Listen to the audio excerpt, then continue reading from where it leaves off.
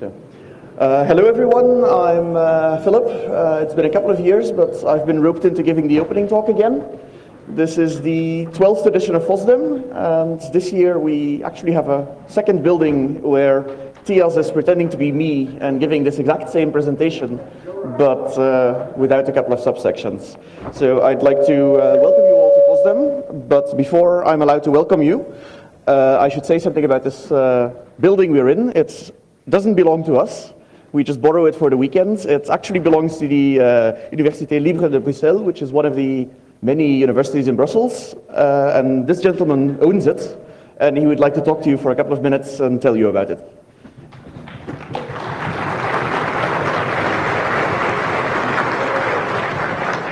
Thank you very much. Ladies and gentlemen, dear participants, I'm really pleased to welcome you all for this huge event. At the Université Libre de Bruxelles, Free University of Brussels, we all are really enthusiastic about this conference. This event will gather more than 5,000 developers discussing and working together on free open source software, showing us the power of open source projects. I remember when this event was a much smaller one, called FOSDEM, at the beginning of the 21st century.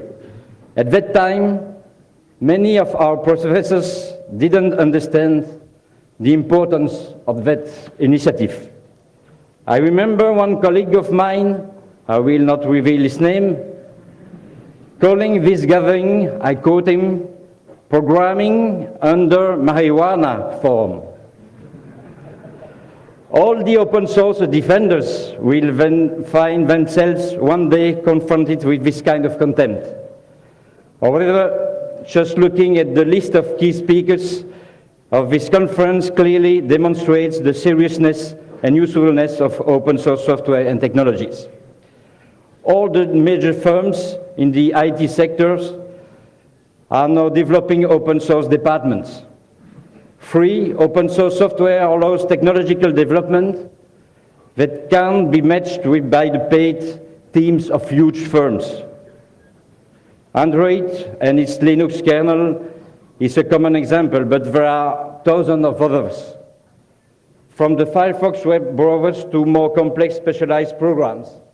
Nowadays, everybody uses at least a part of software that was once developed freely and published entirely. Maybe it means that we are all marijuana smokers now.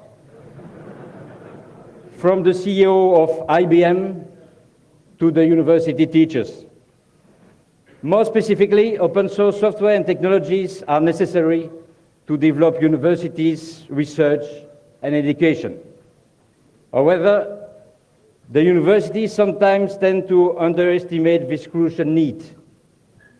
The fact that this conference is taking place on this campus, in this university, is for us of great symbolic importance. We must fight against this tendency that dominates the academic world to patent every single piece of code. It undermines badly the developments of science and is a great threat not only for universities, but also for the entire society. We must resist to the mermaid's song of software editors when they swear that they'll never make us pay for what we developed. It is never true. Today, every university in the world is paying for programs and routines that were once freely developed inside our labs.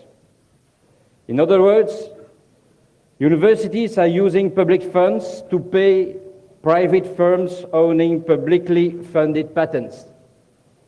In these times of economical crisis, implying huge cuts in public expenditures, it seems such no sense to me. So, thank you, all of you. Thank you for joining this great and free event, despite the freezing cold and the snow, demonstrating that open source free softwares and technologies are crucial and need to be developed and protected from the greed of some short-minded persons. Your work during this weekend will help the universities all over the world to develop new research projects. Without you, we could not work efficiently. All the university researchers, all the university students, all you all. A special thank also for the organizers of this conference for doing such an amazing work freely and with an incredible enthusiasm. And last but not least, thank you for your kind attention during this extremely long speech. Have a nice forum. Thank you.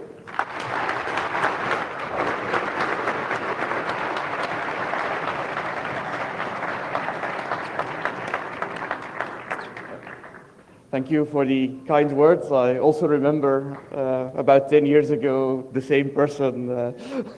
Our interactions with our kind hosts have improved a lot over the years, and I hope we can add another 12 years to our existence here. Thank you. So, FOSDEM, yes. This year, we seem to have gone and exaggerated some more. We have 273 hours of scheduled content in a weekend, which is just a little bit insane, since there's only 156 hours in a week. So if you're trying to see everything, I'm afraid you will just have to give up, because it's not going to happen. We do have a very nice video team, which is videoing many or most of the presentations, so you can go home and watch the other 270 hours, which you won't be able to see during the weekends. This year in particular, we have, I think we used to say we had 250 talks. It turns out that it's more like 420 talks. So we'll adjust the t-shirts. There's markers at the info desk if you want to change them. Yeah, we have 4 keynotes this year. They are all in this room as usual. Yeah, today we have right after me Robert Duer, who's going to speak about Ada Core and how the free software model is very good for his business and how he feels that other companies should be doing the same. Later on this afternoon, we have Simon Phipps coming to talk about the new evolutions in the open source movement, in particular how they're reforming their organization. I think this is a very exciting announcement. Tomorrow, no, not tomorrow, we have an extra keynote this year. We have Lars Verzenius talking about distributions and how we should rethink them a bit, because the current model is quite old. And then tomorrow afternoon, Bidel Garbi is going to talk about freedom out of the box, which is a presentation which ties in neatly with last year's opening talk given by Ibn Moglen about the freedom box. We have some main tracks. They are in this building, the J building, and they're also in the K building, which I will talk about at length in a little bit. Today in here we have the keynotes until I think 1 or so in the afternoon, or possibly 2. And then there's the hypervisors track, which is very exciting. In your booklet you'll find who is speaking in it. And then in the K building there's the future of UI track today. There's a nice big room, not quite as big as this one, but almost as big. So I think you should definitely go over there and listen to the future of UI if that's your thing. Tomorrow in here we have the system track and the development track. Again, the talks in there are in your booklets. I can't possibly remember all the talks we have at this conference. The network and I/O track are in the K building, and there's a community track there too. So the K building, you should definitely try to get there. We have developer rooms. Developer rooms have traditionally been, I think FOSDEM started with them, and now every other conference is picking them up. We don't own them, but we feel everyone should do them. They're spread all over the campus a bit, so you'll need to use your skis and find your way around. The J building is where we are now. The H building is a very long, dark corridor over there. AW is across the ski pist, the slope on the other side of the road. The K building is a little way out of the way, and the U building is, as usual, you go under the building and then into the building, and you just follow all the signs pointing at things which are clearly FOSDEM-y. That's today. Tomorrow we change dev rooms a bit, but they stay in the same buildings. So as long as you find your way around these buildings, you should be happy. Again, despite the fact that we have 2 rooms giving the keynote, this one is quite full. The other one is probably also quite full. So the chance that developer rooms are not going to be full is practically 0. So if you see this sign on the door, please don't enter, because otherwise our good relationship with ULB is going to go downhill very quickly if we set their buildings on fire. So let's not do that. If the room is full, don't go in, follow the stream, or ask your friends inside to tell you what the talk was about. Well, try to show up early if there's a talk which really interests you. If something bad does happen, we do have a Red Cross presence here. They are upstairs in the cloakroom. We've not put them there. It's the best place to put them. If you need some help, we have lots of people running around in yellow t-shirts and in orange t-shirts.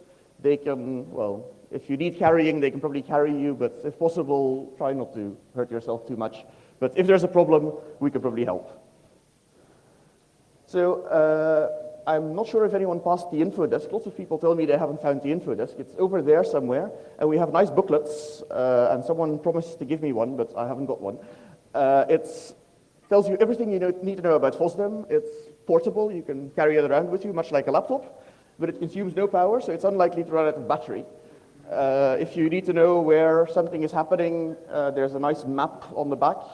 The map also has some possibly correct venues for where you might get other lunch than what we provide here at the event. We have fast food, and only fast food, I'm afraid. It's all out in the parking lot over there. You might have to look a bit under the snow, but there are Belgian frites. We have pizza, I think. We have even got a vegetarian option for those who like it. If you get hungry, that's where you need to be. We also have caffeine. We feel this is important to point out, maybe more for the benefit of the organizers than for the visitors. In addition to last year, we have 2 bars. We have a second bar in the building just north of the H building. I'll point it out on a map in a bit, which is a very comfy bar, and someone has brought a real coffee machine, so you can get coffee instead of this brown water, which some people call coffee. As I said, it's more comfortable than the other one up there, and there's also more space.